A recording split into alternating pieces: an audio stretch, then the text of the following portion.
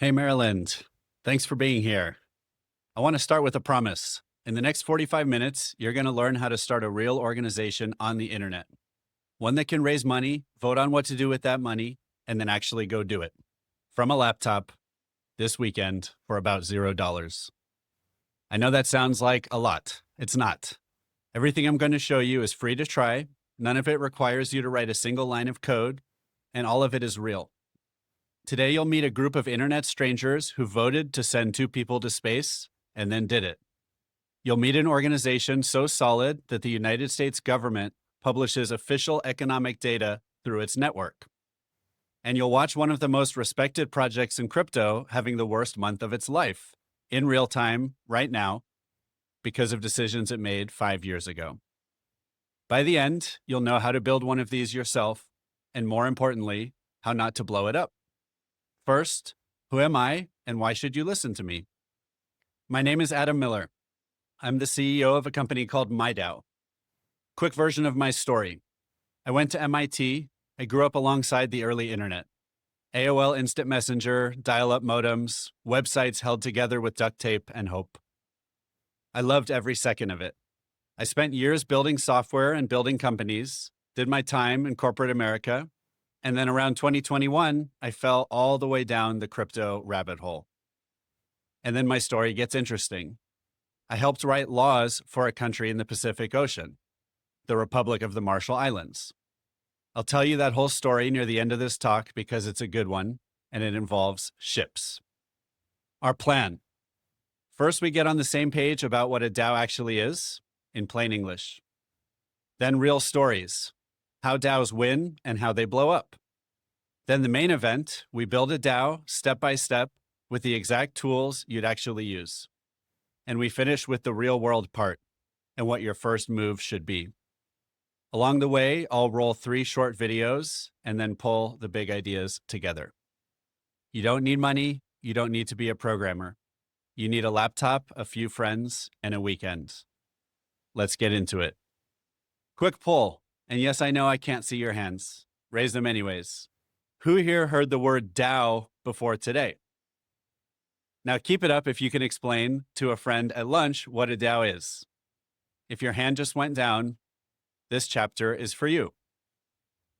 Let's level set. DAO stands for Decentralized Autonomous Organization. And honestly, it's a terrible name. So let me start with the smallest version. The simplest DAO, the kind you could build this weekend, looks like a group chat with a shared bank account and real voting power. Piece by piece, the group chat, a community of people who found each other on the internet. Baltimore, Berlin, Bangkok, doesn't matter. The shared bank account. A DAO keeps its money in what's called a treasury. A treasury is just the organization's money, except it lives on a blockchain. And if you're brand new to all this, a blockchain is a shared record book on the internet that nobody can secretly edit. Every member can see every dollar all the time.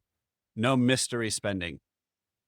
And the voting power is what separates this from your family group chat. In a DAO, votes are not suggestions. The vote itself controls the money and the rules. How does the DAO know who gets to vote? Tokens. A token is a digital item on a blockchain that proves you belong or have certain rights. A membership card that lives in your digital wallet and cannot be faked. But that little club is a starter model, not the whole species of DAOs. Here's the real definition, the one I use with lawyers. An organization is a DAO if it uses blockchain technology for at least one of these 3 things: tracking its members, making decisions together, which we call governance, and/or holding and moving its money. Membership, governance, treasury. 3 pillars. That's the whole test, and it covers everything from 5 friends with a badge to organizations securing billions of dollars and critical blockchain infrastructure. One naming note, because you'll hear this argued all week when DAOs come up. Some people now say on-chain organizations instead of DAOs. It's the same thing. The D in DAO promises decentralized. And people love to argue about how decentralized you have to be before you've earned that name. My take is that what makes these organizations special is doing membership decisions and money on chain, on decentralized infrastructure, blockchains. How decentralized the decision making is, that's a dial, not a switch. Some groups set it low, a few trusted people execute everything. Some set it to thousands or millions of voters around the world. Either way, it's the same machine, different setting, DAO or on-chain organization. Remember that dial, because when we build one later, we'll choose where to set it. What do people actually build with this? Say 4 big buckets. One is governing protocols and public goods, shared internet infrastructure that no one single company should own, like blockchains themselves. ENS is a good example. We'll talk more about Ethereum name service later. Bucket 2, governing and funding DeFi or decentralized finance, the world of trading and lending apps that have no bank or middleman in the middle. Pith, a DAO you'll meet in a few minutes, feeds the whole world of DeFi its prices through its protocol. Bucket 3, running real-world missions and businesses and charities that want on-chain governance, transparent money, and global membership. MoonDAO is a good example of that. And bucket 4, grant making. Communities that pool money and give it away for science, for software, for security. Good example is the DAO Security Fund, which pays for work that keeps Ethereum safe. Hold that name in your mind because we will come back to a story about the DAO Security Fund later as well. Let's look at the old way versus the new way. Membership. A traditional organization tracks its owners or governance rights holders with stock certificates, shareholder registries, transfer agents, paper, lawyers, filing cabinets. A DAO does it with a token or other smart contract, a small program on the blockchain that runs exactly as written and keeps track automatically. Voting. A traditional organization votes in board meetings with proxy ballots mailed around, sometimes by email. A DAO member votes from their phone or their computer, and code counts the ballots publicly and instantly. Money. In a traditional company, the CFO controls the bank account and everyone trusts the CFO. What could go wrong? In a DAO, governance controls the money directly and the votes move the funds. Add this all up and the cost of starting and running an organization just fell off a cliff. The 1,000th member of your DAO is as easy to add as the 10th, and it can scale at internet speed. Transparency is built in to every step from the get-go. A couple of quick stories. In November of 2021, at Sotheby's, the auction house, they announced that they're selling one of the few surviving first printings of the United States Constitution. And some people on the internet, including some friends of mine, have an idea. What if we bought it together? They spin up a DAO, Constitution DAO. In about a week, 17,000 strangers chip in about $47 million in 7 days. No company, no bank, no CEO. Auction night comes. They bid. Sadly, they lose. Ken Griffin, the CEO of Citadel, outbids them. Here's the part that's important. They had no plan for what happens next. What do you do with $47 million when the reason you raised it disappears? To their credit, they wound it down and offered to refund the money to everyone who invested. Now a story that's working. MoonDAO's mission is to decentralize access to space. Ambitious? For sure. They raised over $8 million from more than 2,000 people in about a month. Then the community voted on what to do with it. One thing that they did is send 2 people to space on Blue Origin rockets. Strangers on the internet pooled money, voted, and 2 humans left the planet. And MoonDAO is still going today, still voting, still funding space projects. So that's a DAO. Same tool in both stories. What you point it at is up to you. First, a little vocabulary. Blockchains are blind to the rest of the real world. They can't see anything outside of themselves, not the price of Bitcoin, not Apple stock, not the weather.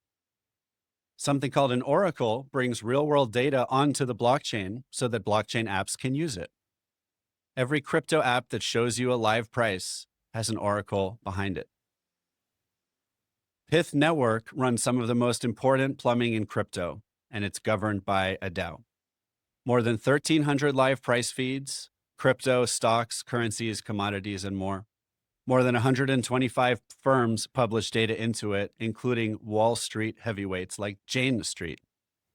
And those prices flow out to more than 100 different blockchains. In August 2025, the US Department of Commerce began publishing official GDP data, the country's economic report card, directly onto blockchains. And Pith is one of the oracle networks carrying it. The federal government publishes official statistics through a network governed by a DAO. And it earns real money. Pith Pro is a paid subscription where institutions pay for premium market data. In June, just last month, the DAO's own report shows about $273,000 in subscription revenue flowing back to the community treasury. Real product, real revenue with a community steering it. One detail, Pith DAO is a real legal entity, as is MoonDAO, both DAO LLCs created in the Marshall Islands. Remember those laws I mentioned? That's what they allow for. Before the cautionary tale, a quick story on the weird governance system that's breaking all the rules in terms of what people thought was possible. MetaDAO doesn't vote, it bets. The design is called futarchy. Every proposal opens two markets. One betting the idea helps the project, the other betting that the idea hurts the projects.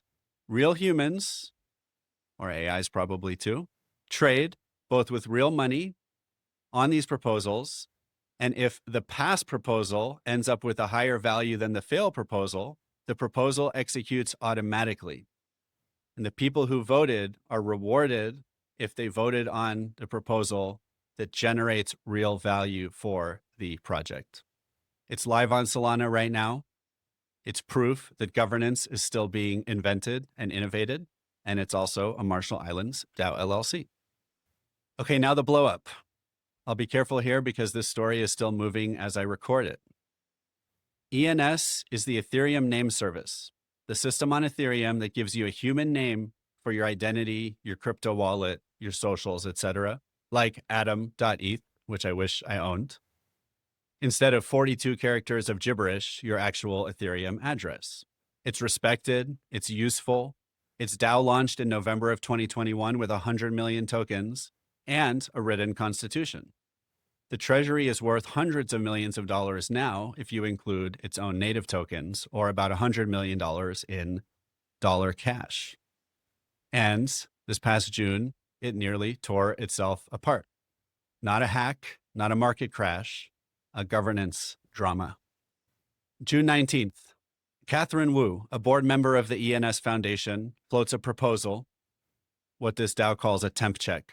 The idea was to create a new 5-seat foundation board and hand it management of the DAO's operating funds and its endowment. Basically move day-to-day control and money towards a foundation instead of being directly controlled by the DAO. Within hours, Brantley Milligan, who co-wrote the original DAO's constitution, pushed back. He said the DAO exists to do exactly two jobs: control the protocol and steward the treasury. Days later, things escalate. Nick Johnson, the founder and lead developer of ENS, announces he'll delegate his own tokens to himself, not against the rules, and start voting them.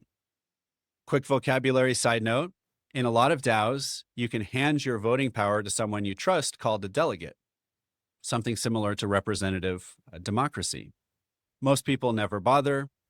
So when Johnson pointed his own stack at himself, that gave him roughly half of all the voting power that actually shows up in the votes. One longtime delegate put it bluntly, he was essentially becoming the DAO. Then around the end of June, a separate vote comes due. The DAO has a security council, a small trusted group holding one narrow emergency power, like vetoing a clearly malicious proposal. Its term was up for renewal. Johnson voted about 3.26 million tokens against, and the renewal failed. His single vote was most of the opposition, roughly 80% of everything cast. So how does one person in a well-respected DAO cast 80% of an entire vote? Here's the math that should keep you up at night. Nick holds only about 3% of all the outstanding ENS tokens, 3%. But so few people voted that his 3% equals about half of the active voting power, the people who did actually vote. So it's not that one man owns ENS, he doesn't. It's that no one usually votes. And this is something that this DAO and others experience. Another proposal came out more recently by co-founder Alex Van de Sande saying, let's take some tokens from the DAO's treasury and delegate those to voters to decentralize control a little bit more of the ecosystem. And this proposal has not yet passed. So how will this end? Well, of course, I don't know. The Security Council's veto power expires on July 24th, and there's an active debate within the community over the future of the ecosystem and even over what this means for DAOs. So 5 design questions come out of this mess. Answer them on day 1 of your DAO while everyone is still friendly to each other, rather than waiting until you end up in your governance crisis. 1, token allocation. Don't ask how spread out are the tokens on paper. Ask, is there someone who could outvote everyone else if they wanted to? Turnout is often lower than you think, and low turnout concentrates power. By the way, separate discussion, is it bad that there's low voter turnout? Does it matter that lots of people don't want to vote? Maybe the fact that most people are not voting is an implicit acknowledgement that they're okay with whatever the founder wants to do. Or maybe there's a bigger structural problem here underlying why are people not coming out to vote, and maybe we want people to come out to vote. 2, delegation. Decide upfront whether you can delegate your voting power as a token holder to others, and whether you can do that right before a big vote, or whether there's a time delay on delegation. 3, turnout and quorum. A quorum is the minimum participation needed for a vote to count. ENS's whole crisis is a low participation crisis. And so you might think, to make our lives easier, let's set the quorum low so that we can always pass a proposal. ENS is running into one potential negative implication of that, the so-called one person controlling the whole vote. And here's another. About a week ago, per Bonk DAO's own confirmation and CoinDesk reporting, someone spent about $4 million buying about 1% of the Bonk token supply, then used the DAO's own rules as written into smart contract to pass a proposal, sending $20 million out of the treasury to themselves. No hack, no bug in the code. The rules worked exactly as written. Turnout was so low, like in ENS, that this person who bought the tokens was able to meet quorum and become the deciding vote. Oh, too low of a quorum, this can happen. Too high of a quorum, low voter turnout could mean nothing passes at all. So it's an interesting design question. Back to 4, emergency powers. If you create a security council, write down clearly exactly what it can do, what it cannot do, when its power expires, and when it renews. Decide it before you need it. The ENS having to now negotiate its Security Council renewal in the middle of a governance crisis, or drama at least, is the worst possible time to be having to figure out a Security Council renewal. 5, disputes and your charter. Good thing. Everyone involved at ENS is reading the same 2021 constitutional document. And so they have something they can rely on that sets the rules. Now, people are still interpreting these documents differently. So it's important to keep in mind that when you write your founding documents, which are generally legally binding, by the way, that you think through the issues that could happen, the issues that have happened to other DAOs ahead of time. Maybe you include things like what happens when there is a fight between major token holders. Maybe you should have a mediation process or arbitration process that involves real courts, like other organizations do. Maybe a cooling off period. Maybe a way for many different holders to override one holder, even if they don't hold as many tokens. DAOs are given their governance teeth at the start when you define them. There's also the idea of meta governance, which is maybe you should use governance to redefine governance as you go. But it's important to keep in mind at the start that the rules you write are rules you're going to have to follow when things get difficult. Design for the disagreement, not just the happy path. When we build our DAO in a few minutes, we will watch how these exact decisions show up. First, a quick 3-minute video before you get to hear from me again. Every organization in history has had to answer 3 questions. Who's a member? How do we decide things? And who holds the money? For centuries, the answers were paper and trust. Membership lists in filing cabinets, votes in rooms you had to travel to, money behind a locked door with a few people holding the key. Starting something real meant lawyers, offices, and months of patience. The internet rewired how we talk, shop, and learn, but organizations mostly still running on the old plumbing. Starting a group chat takes 10 seconds. Starting an organization that can hold money and make decisions together, still slow, still expensive, still paperwork. Then came blockchains, shared record books on the internet that no single person controls and nobody can secretly edit. And people realized something. You could run a whole organization on one. It's called a DAO, a decentralized autonomous organization. Big name, simple idea. An organization that lives on the internet, owned and run by its members. A DAO is an organization that lives on a blockchain. The simplest one, a group chat with a shared bank account and real voting power. Who's a member? Whoever holds a token, a digital membership card that lives in your wallet and can't be faked. No application forms, no filing cabinets. The token list is the membership list. How do we decide? Anyone can make a proposal. Everyone votes from their phone, wherever on earth they happen to be. Code counts the ballots, out in the open. No boardroom, no proxy paperwork. And the money? It sits in a treasury everyone can see. Every dollar in, every dollar out, public forever. It moves only when the vote says so, and only with several members approving together, never one person alone. And this is real. In 2021, thousands of strangers pooled about $47 million in 1 week to bid on a rare copy of the U.S. Constitution. No bank, no CEO, just a shared goal and a treasury. They lost the auction. The money went back. Another community pooled millions, voted to send 2 people to space, and did it twice. Today, DAOs run price data used across more than 100 blockchains and fund software, art, science, and communities of every size. The catch? A DAO is only as good as its rules. If nobody shows up to vote, a few people decide everything. Good DAOs write their rules down early. Who votes, how many votes count, what happens in an emergency. Write the rules like you'll disagree someday, because you will. The tools are free.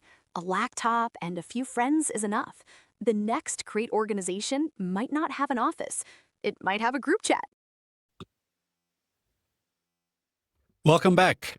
If that video did its job, you can now explain a DAO at the dinner table. Time to go one better and actually stand one up. 7 steps. For each one, what you're doing, why it matters, example tools you can use, and what it looks like on screen. These are the same tools real DAOs use, including DAOs with millions in their treasuries. The difference is scale, not machinery. One prerequisite, a crypto wallet, a free app, 10 minutes to set up, carefully, your identity everywhere in the world on the blockchain. Every founder needs one.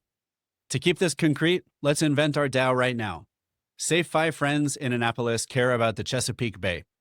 They want to raise a few $100s for shoreline cleanups and turtle habitat. Turtle DAO. That's our example from here on out. Step 1. Define it and gather your crew. Before you touch a blockchain, 2 things. First, write 1 sentence. What is this DAO for? Ours, Turtle DAO funds cleanup and habitat projects across the Chesapeake. If you can't write that sentence, stop. You don't have a DAO problem, you have a purpose problem, and technology won't fix it. Like any organization, it's really important everyone knows why you're there. Second, and this is the ENS lesson showing up before we've built anything, write a 1-page charter, constitution. If you're going straight to a legal structure, call it your bylaws or your operating agreement. What the DAO is for, who can join, how decisions get made, how the rules themselves can change, and what happens when 2 founders or hundreds of founders disagree. Name the tiebreaker now, whatever you choose, and write it down while everybody still likes each other. Remember, 2 smart, well-meaning groups at ENS are reading the same constitutional documents and reaching opposite conclusions. So specific beats vague every time. Now gather your 3 to 5 founding members for our Turtle DAO and stand up a free Discord server or Telegram chat. That's the clubhouse where everything else will live, where you'll discuss things. Running total so far, $0. Don't be afraid of structure. Structure is what keeps the fun parts fun. Step 2, stand up the treasury. Your DAO needs its shared bank account. The standard tool here is SAFE at safe.global. Organizations across crypto trust it with tens of billions of dollars. SAFE is a multi-sig wallet. Multi-sig is short for multiple signatures. Money only moves when several members approve and you pick the threshold, which means no single person, including you, can run off with the funds. On screen is what creating one looks like. You connect your wallet, add each founder's address as a signer, and set the voting threshold. For Turtle DAO, let's go 3 of 5. Not uncommon. Create it on a low-cost network like Base or Arbitrum, where transactions cost pennies. Or if you're going straight to a multi-million-dollar project, consider Ethereum mainnet. Creating the SAFE is free. You pay only a small network fee when you launch it and when the money actually moves.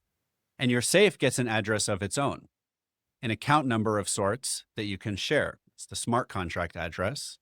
Your grandma can send $5 to the Turtle Fund, and so can anyone on Earth, in addition to being able to watch the money and see what happens with it. Running total of cost, still about $0. Now we make membership official with a membership NFT. An NFT is a token that's one of its kind. For our purposes, a numbered membership card that lives in your digital wallet. No-code tools let you create one by filling out a form. Name it, upload your turtle logo to it, mint 1 badge to each founding member's wallet. 5 members, 5 badges. Minutes, not days. And have fun with it. Make it something people are a little bit proud to hold. So why a badge, an NFT, and not a tradable token like the big DAOs have? Because our DAO is small, and small is a superpower here. And notice this is ENS lesson 1 answered on day 1. 1 badge, 1 vote equals 1 person, 1 vote, and the club decides who gets minted a badge. Nobody can quietly buy up control of Turtle DAO because control isn't for sale, and you're giving each of the 5 people 1 token, not giving certain people more tokens than others. When you're 5 friends, especially, membership is the point, so guard it. Step 4, turn on voting. Time to give the club its voice. Snapshot at snapshot.box is where a huge share of all DAO voting happens, and its classic mode is free and gasless, meaning votes cost nothing to cast. You create a space, which is your DAO's voting homepage, and set the voting strategy. Hold a Turtle DAO badge, get 1 vote. Setup takes about 10 minutes. Okay, let's pause to discuss that decentralization dial from earlier, because this is when we set it, and you should see the whole menu. Setting 1 is multi-sig only. No voting tool at all, just your 3 of 5 signers deciding together, maybe discussing things on Discord or Telegram. It's the simplest thing that works.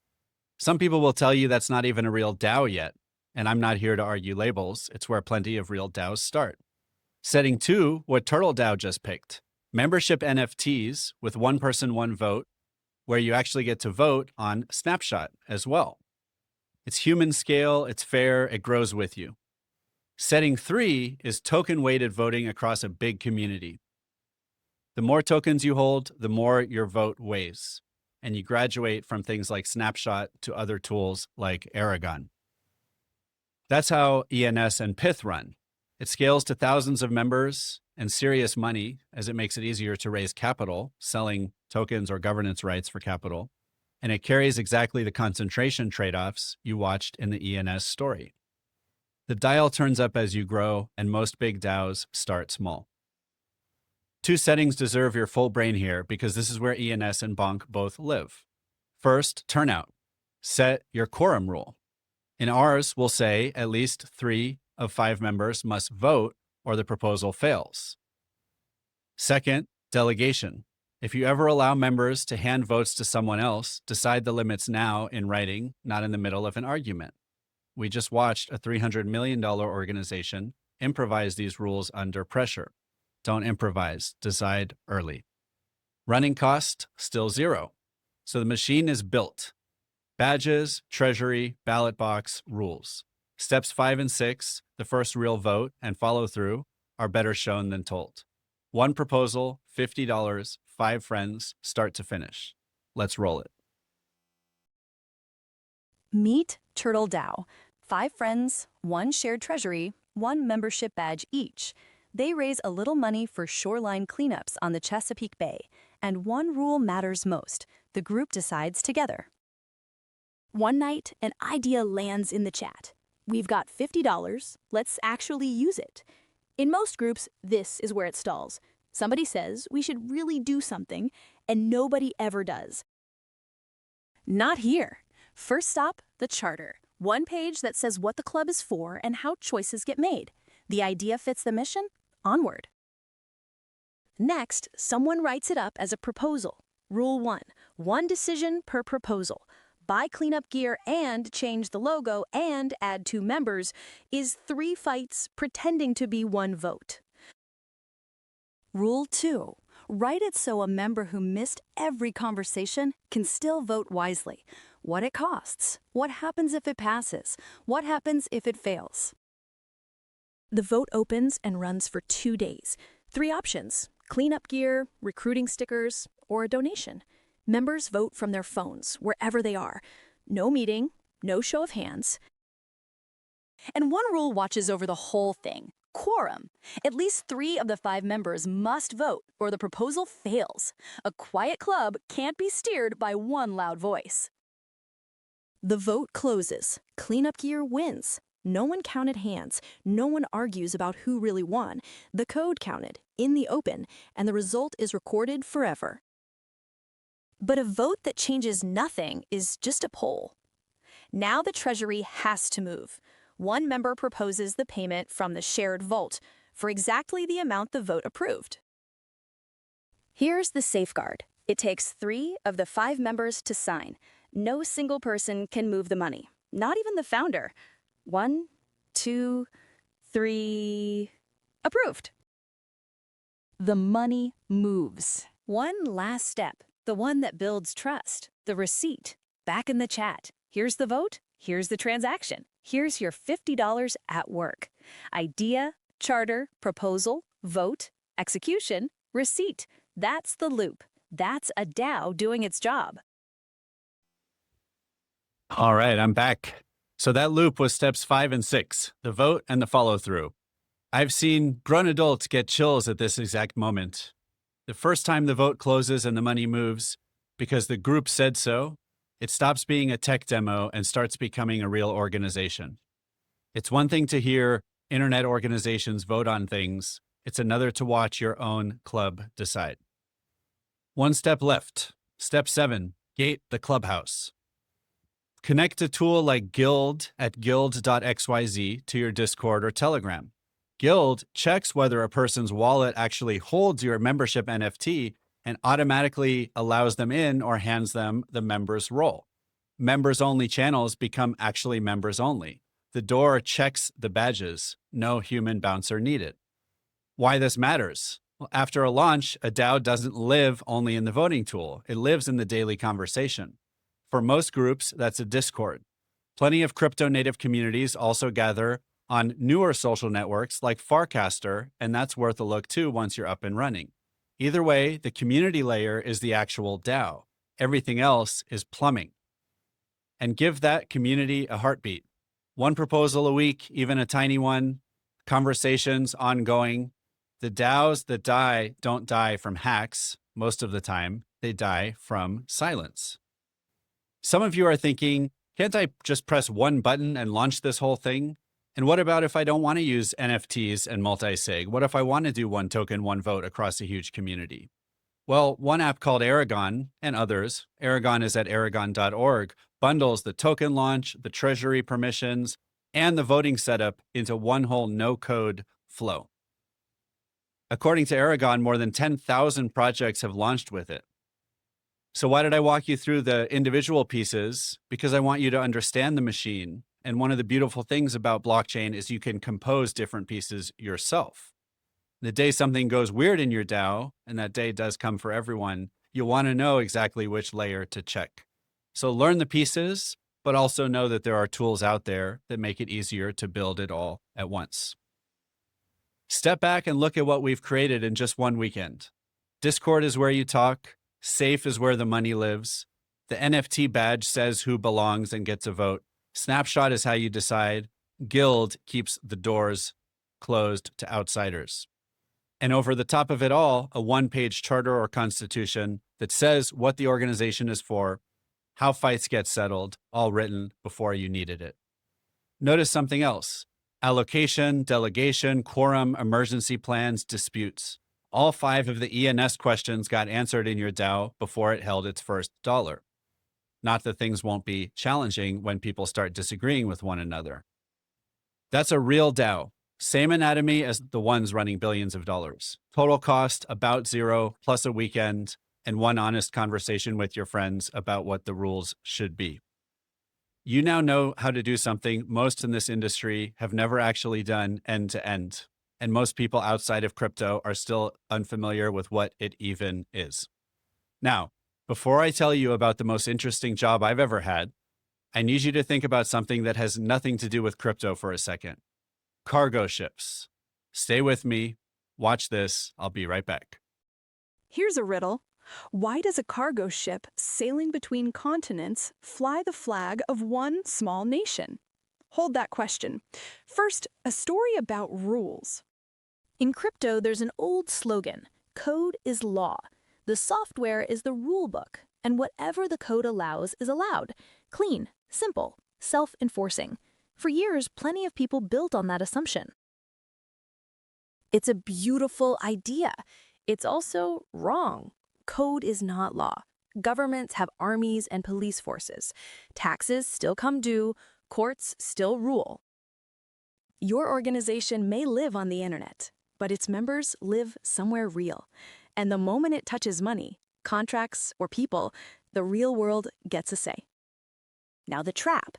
When people run a venture together without a legal entity, the law gives them a default label, a general partnership. And in a general partnership, every member can be held personally responsible for everything the group does. Not their share, everything. Their houses, their savings, on the line. That's not a theory. U.S. regulators went after a DAO called Oki, and a court said token holders who merely voted could be personally on the hook. A California court let a lawsuit against Lido DAO's participants proceed the same way. Humanity solved this problem centuries ago, the legal entity, a container that can sign contracts, hold money, own property, and carry the liability so its members don't have to. Lawyers call the protection a corporate veil. Which brings us back to the ship. It loads in Singapore on Monday, unloads in Panama on Friday, spends the week in international waters. So where does it live? Everywhere. and nowhere. And that's why ships have flags. Every ship registers with one nation, one legal home that follows it anywhere on Earth. Whole countries built registries for exactly this job. The flag answers the question, what are you and whose rules do you play by? Now look at an internet organization. Members everywhere, headquarters nowhere. Money and rules living on chain, sailing past every border. It lives everywhere and nowhere at the same time, exactly like a ship. And it needs exactly what a ship needs, one legal home that understands what it is. So, which nation would raise its flag for an organization that lives on the internet? So, does that sound like anything we've been talking about today? A DAO is like a ship, members everywhere, headquarters nowhere, and courts asking you, what are you? And where are you? And you already know the answer because I've been dropping breadcrumbs all talk. The country that runs one of the great ship registries of the world decided to do the same thing for internet organizations. The Republic of the Marshall Islands, a small Pacific island nation that registers roughly a fifth of the world's shipping capacity already. And in 2021, I got the strangest and best job of my life, helping write laws and regulations that created a new type of legal entity there, the DAO LLC, an LLC where membership can be tracked by tokens, where a smart contract can legally do the managing, and where the blockchain itself counts as the official record books. The nation that gave ships a flag gave internet organizations one too. And it's not a fringe experiment. Pith, the Oracle DAO from earlier, Marshall Islands DAO LLC. Moon DAO, the one that sent people to space, same thing. And one more, my favorite plot twist in all of crypto. Remember the original 2016 project, literally named the DAO? It got hacked and it nearly took young Ethereum down with it. This January, the DAO is back. Roughly 75,000 ETH that nobody ever claimed after 2016, reported at around $220 million, became the DAO Security Fund. The money sits staked, and the yield, about $8 million a year, makes grants to people doing Ethereum security work. The governance is a different flavor again. No token votes. 7 trusted curators direct the money, led by Griff Green, who coordinated the original rescue in 2016 with Vitalik Buterin alongside him. That's grant making, also done in a decentralized manner. Interesting if you want to look into it as a follow-up, and it's a huge part of what DAOs do. The kicker, it's organized as a Marshall Islands DAO LLC, literally named the DAO LLC. The DAO that started it all finally has a legal home, full circle. Now, remember, I'm not a lawyer and none of this is legal advice. Your turtle DAO with $50 in the treasury does not need a flag this weekend. The takeaway is simpler. The moment your group starts handling real money, give it real structure. Structure isn't the opposite of the dream. Structure is what makes the dream durable. We've covered a lot. Now, 3 moves. Pick one. Move 1. Join a DAO before you start one. Every DAO I mentioned today has public forums, public proposals, public community channels. Pick one that matches something you already care about: space, art, open source software, internet infrastructure, and go lurk. Read proposals start to finish. Watch a vote happen. Then raise your hand for something small. DAOs are communities, and every community on Earth is starving for people who reliably show up. A month inside a real DAO will teach you more than a year of videos about them. Move 2. Start the tiny one. Take the 7 steps from today and run something you already do as a DAO. Your school club, your robotics team, your service project. It does not need to change the world. It needs to teach you. Write the 1-page charter, mint 5 badges, run 3 real votes about real small money. And when something goes sideways, and I promise something will, fix the rules and write down what you learned. Do that for one period of time and you'll have something rare: first-hand governance and blockchain experience. Think about this sentence on a college application if you're in high school. Founded a 5-member on-chain organization with a written constitution, a transparent treasury, and a year of recorded votes. Nobody else applying has that sentence. Move 3, and adults, this one's for you. Consider working in this field because it's absolutely not just for coders. Someone has to run the community. That's a job. Someone has to write proposals people can actually understand. Someone designs voting and governance systems, which is part psychology, part political science, part organizational science. Someone manages the treasury. And the ENS saga, the people who matter most in that room right now are writers, negotiators, organizers, and lawyers. Community, operations, design, research, policy, and law. The industry is short on all of them. The technical people are easy to find compared to people who understand people. Whichever you pick, here's your homework, the easiest you'll get all year. Point your phone at this QR code. It goes to mydao.org/guides. Free guides we've written. How to think about starting a DAO, how the legal side works, all no charge. My contact info is right there too, and I actually read what comes in. If you join a DAO because of today, tell me which one. If you start one, tell me what you named it. That genuinely is the best part of my job. Let's land this thing. 3 lines to remember. A DAO is an organization that lives on chain, its membership, its decisions, and its money. It can be 5 friends with badges or thousands of people securing an on-chain protocol with billions of dollars. The tools are free and a weekend is enough. Charter, treasury, badges, votes, execution, and community. And the rules you write on day 1, who holds power, what counts as a vote, what happens in an emergency, how fights get settled, those rules are the difference between sending people to space and becoming a cautionary tale. The internet already rewired how we talk, how we shop, and how we learn. How we organize is next, and you're early to the picture. Thanks for spending this time with me, Maryland. Now go start something. Are you thinking about starting a DAO? Just DAO it.